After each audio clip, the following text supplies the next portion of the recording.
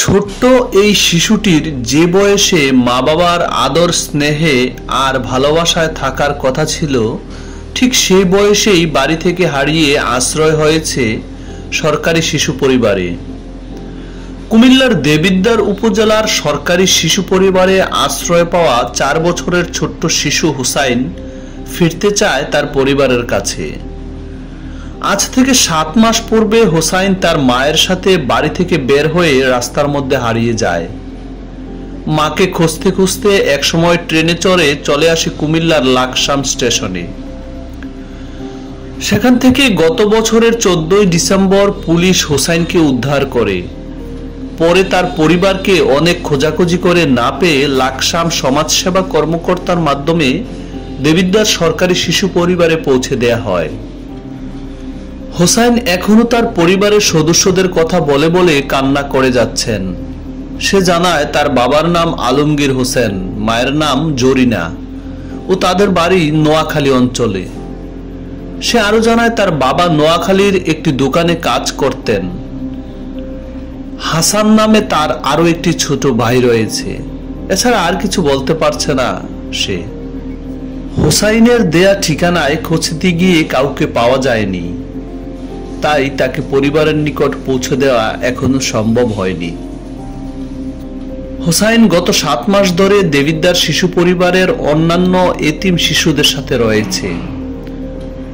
সেখানে ভালো থাকলেও প্রায় সময় তার বাবা মায়ের কাছে যেতে বেকুল হয়ে ওঠে এবং কান্নাকাটি করে। দেবিদ্বার সরকারি শিশু পরিবারের তত্ত্বাবধায়ক বরুণ দে হুসাইনের বাবা মাকে ফিরে পেতে সমাজের সকলের সহযোগিতা কামনা করেন। হুসাইন এখানে গত বছর 2024 সালের ডিসেম্বর মাসের 14 তারিখে আমাদের কাছে আসে।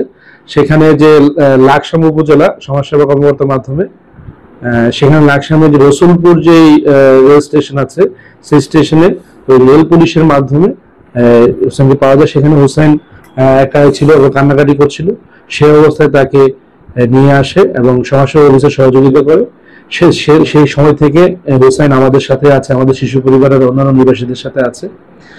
হুসাইন বয়স যেহেতু অনেক কম এবং অত্যন্ত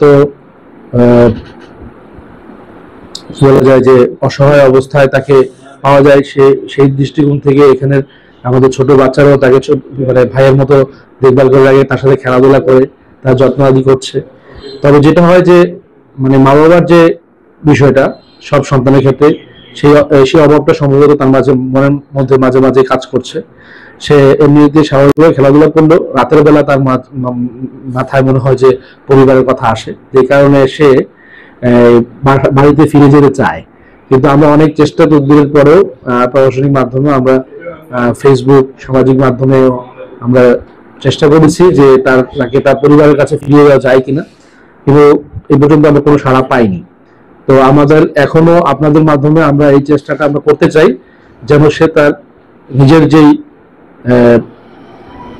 আপনজন, একেবারে যে আমরা মানে মা বাবাকে বলি সত্যিকার আপনজন, সে আপন যেন ফিরে যেতে পারে।